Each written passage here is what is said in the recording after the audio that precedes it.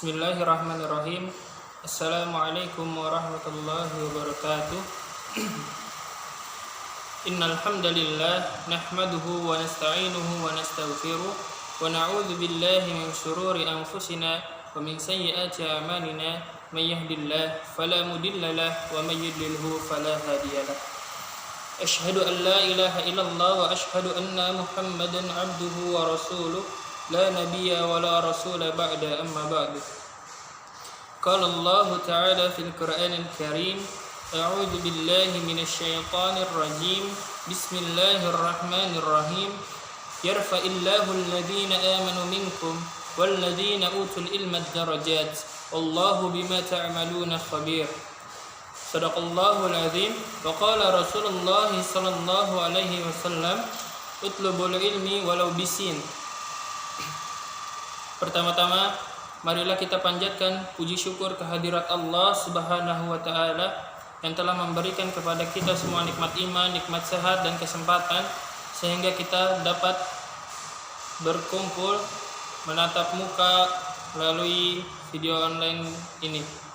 Salawat serta salam semoga tercurahkan kepada junjungan kita Nabi besar Muhammad sallallahu alaihi wasallam beserta keluarga dan para sahabatnya.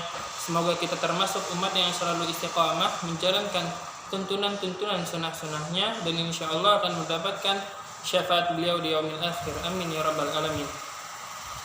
Pada kesempatan kali ini saya akan membawakan tausiah singkat yang berjudul keutamaan dalam menuntut ilmu.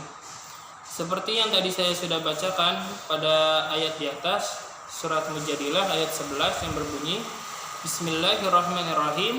Yarfa'illahu alladhina amanu minkum walladhina utul ilma darajat. Allahu bima ta'maluna khabir. Shadaqallahul azim. Nah, dari ayat tersebut sudah jelas Allah Subhanahu wa Ta'ala memerintahkan kepada kita semua umat muslim, umat beragama Islam untuk menuntut ilmu. Kenapa kita harus menuntut ilmu? Karena dengan ilmu Allah Subhanahu wa Ta'ala akan meninggikan derajatnya bagi siapa saja yang menuntut ilmu. Nah, Allah akan meninggikan derajatnya orang-orang yang berilmu di antara kalian dan orang yang berilmu beberapa derajat. Nah, sudah jelas bahwa dalam menuntut ilmu itu Allah Subhanahu wa Ta'ala menjanjikan kepada kita dalam surat Mujadilah ayat 11 akan meninggikan derajat setinggi-tingginya untuk kita yang mau menuntut ilmu. Nah, kenapa Allah akan meninggikan derajatnya untuk orang-orang yang beriman dan orang-orang yang berilmu? Karena hanya orang yang beriman dan berilmu yang akan mendapatkan kedudukan yang tinggi dan mulia. Maka dari itu kita wajib untuk bersungguh-sungguh dalam menuntut ilmu, karena Allah Subhanahu wa Ta'ala akan menempatkan kita kepada kedudukan yang lebih tinggi dengan meninggikan derajatnya kepada kita umat muslim dan seluruh umat yang mau menuntut ilmu dan beragama Islam. Seperti dalam suatu mahfudzat yang berbunyi, al-ilmu kabir wa in kana shaghir wal jahlu shaghir wa in kana kabir. Yang artinya orang yang berilmu itu besar meskipun ia masih kecil, dan orang yang bodoh itu kecil meskipun ia sudah besar. Maksudnya apa? Orang yang berilmu itu walaupun dia masih anak kecil, masih ibaratnya kita yang sudah umurnya sudah tua, sudah dewasa, kita dinasihati oleh anak kecil, jikalau itu benar, maka kita ambil kebenaran itu, jangan malah memarah-marahinya. So benar kamu, so inilah, so itu. Nah, karena al-ilmu kabir wa in kana shaghir, ilmu itu besar walaupun ia masih kecil. Nah, adapun wal jahlu shaghir wa in kana kabir. Nah, beda lagi nih. Ia bodoh, orang itu bodoh. Bodoh itu kecil walaupun ia sudah besar. Nah, kalau orang yang gini, meskipun dia sudah besar tapi pemikirannya picik, pemikirannya bodoh, maka bodohlah dia walaupun dia sudah dewasa, sudah besar. Nah, terlebih apalagi kita mempelajari ilmu akhirat. Dan kita seorang hamba bisa benar ibadahnya kalau ada ilmu.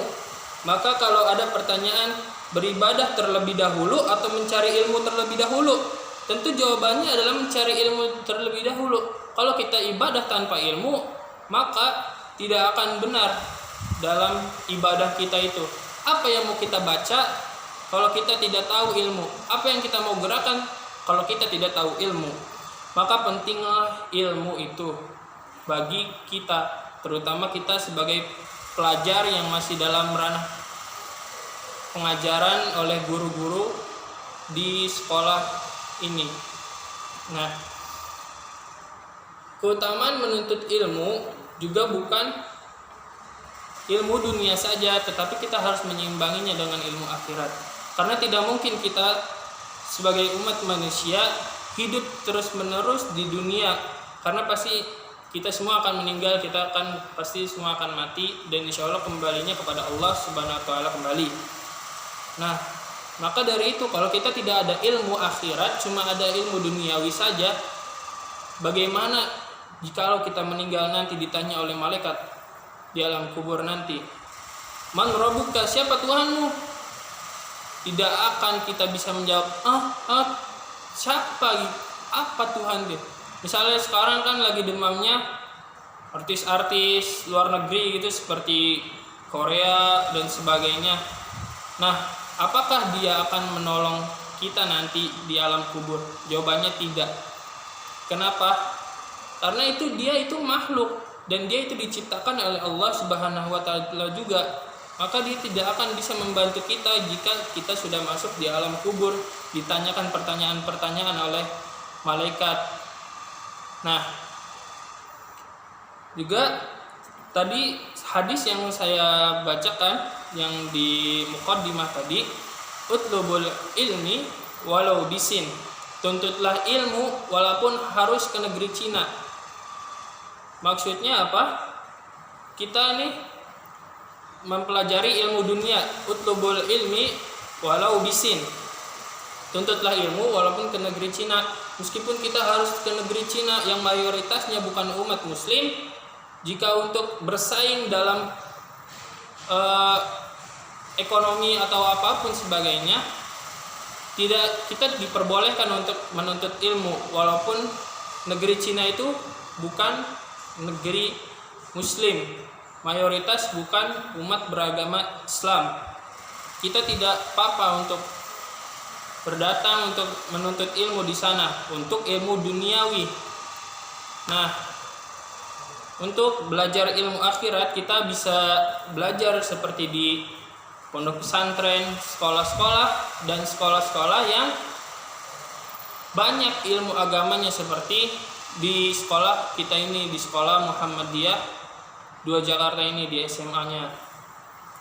Nah, maka dari itu kita sebagai pelajar SMA Muhammadiyah 2 Jakarta, terkhususnya untuk kalian anak-anak baru, siswa-siswi baru, ayo kita memperdalami ilmu akhirat di sini bersama-sama dan memperdalami ilmu duniawi di sini bersama-sama.